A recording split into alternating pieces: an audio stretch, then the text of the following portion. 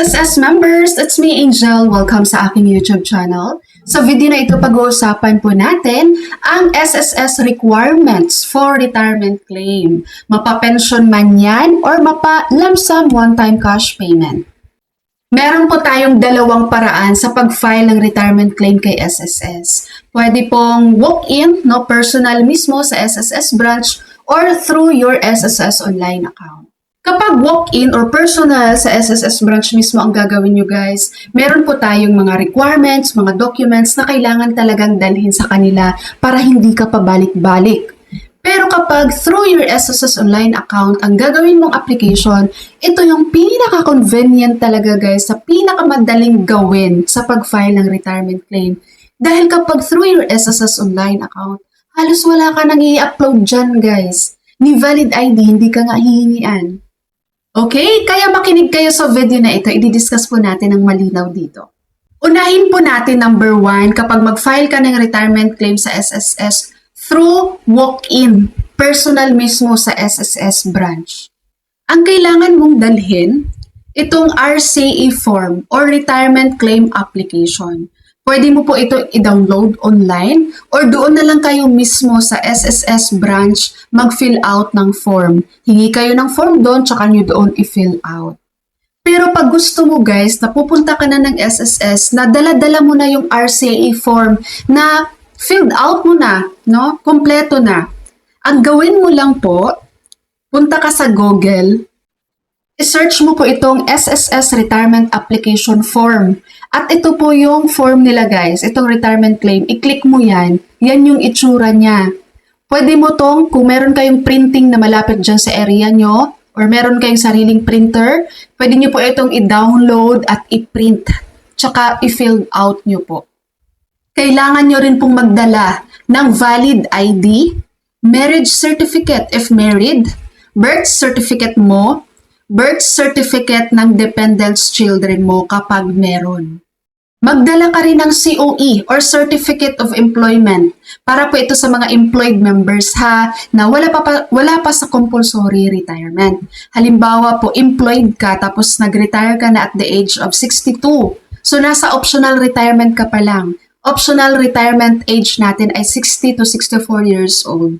So kapag nag-retire ka sa trabaho mo ng nasa ganyang age pa, 60 to 64, ibig pong sabihin na sa optional retirement ka pa lang. So, kailangan mo pong mag-provide ng COE or Certificate of Employment.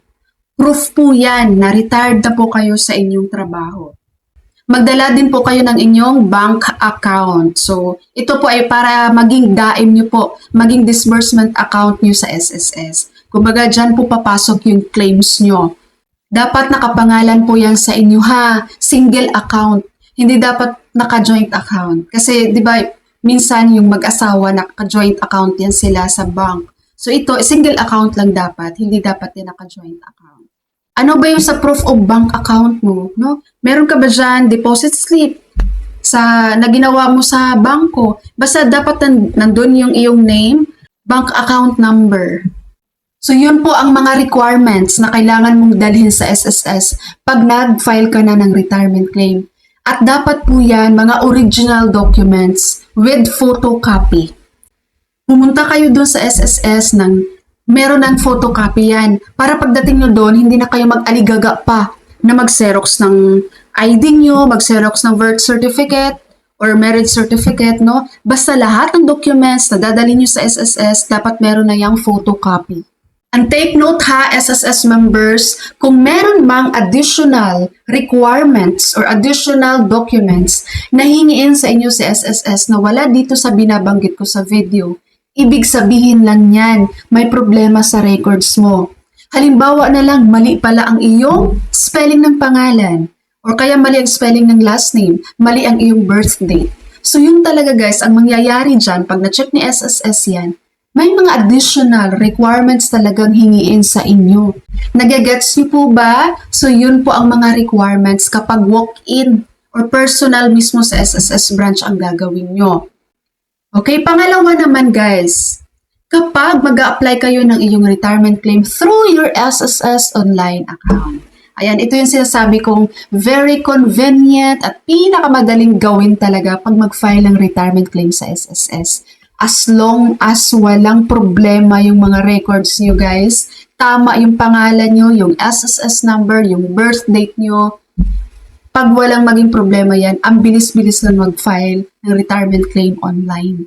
Siguraduhin nyo lang po na meron na po kayong enrolled approved disbursement account sa inyong SSS online bago kayo mag-apply ng inyong retirement claim. Kaya sa mga wala pang DAIM dyan guys, huwag nyo hintayin kung kailan kayo mag-retire tsaka kayo mag-enroll ng DAIM nyo, wag po. Ngayon pa lang, mag-enroll na kayo ng inyong DAIM sa inyong SSS online account. Pero pag meron po kayong dependents children ha, kailangan po walk-in po ito guys. Personal mismo sa SSS branch ang pag-apply nyo. Hindi pa kasi available online kapag meron tayong mga dependents children.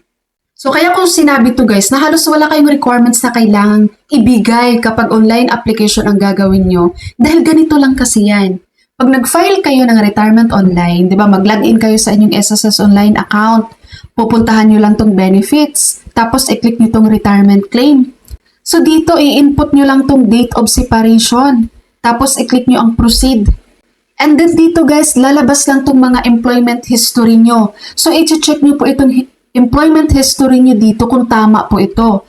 Pag may makita kayo dyan na discrepancy sa inyong employment history, huwag nyo munang i-proceed. Kailangan yung makipag-coordinate sa employer nyo or sa SSS. So yun, i-check nyo lang itong employment history nyo. Tapos andito din yung question guys kung mag-a-avail ka ng 18 months advance pension or hindi.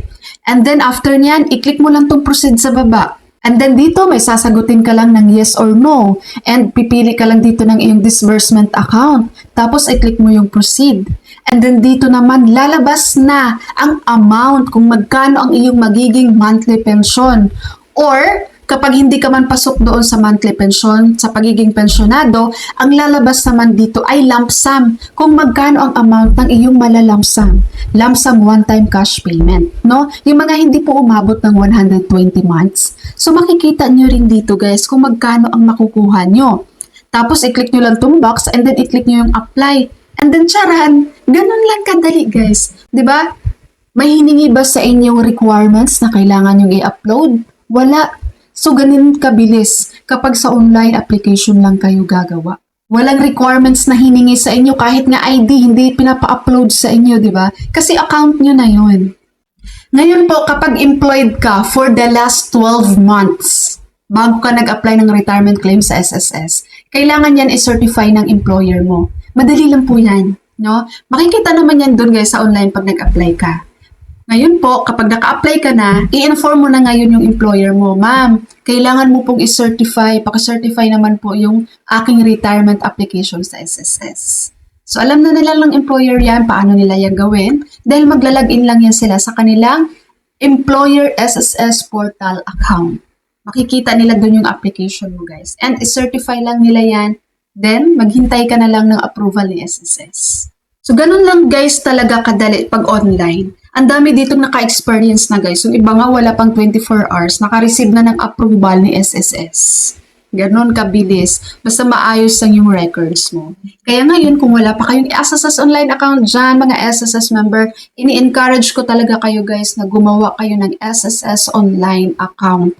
Tapos, i-check yung pangalan nyo doon, SSS number, ang inyong birth date kung tama yan. Tapos, tingnan mo na yung mga records mo, lalo na kapag meron kang employer dati, may employment ka. Tingnan mo na yung employment history mo kung wala bang discrepancy, lahat ba naihulog ng iyong mga employer. Alright, kung may natutunan po kayo sa video ko na to, paramdam nyo naman po sa akin guys. Diyan po sa video ko, may makikita kayong thanks button dyan. Ayan, i-click nyo po yan. Malaking bagay po sa akin yan. And sa mga naghanap po dyan guys ng pabango, meron tayong panlalaki at pambabae. Ang link po ng mga products na nandyan po sa title ng aking video, i-click mo lang po yan. Okay, so that's all for my video for today. Thank you so much for watching everyone. God bless you all.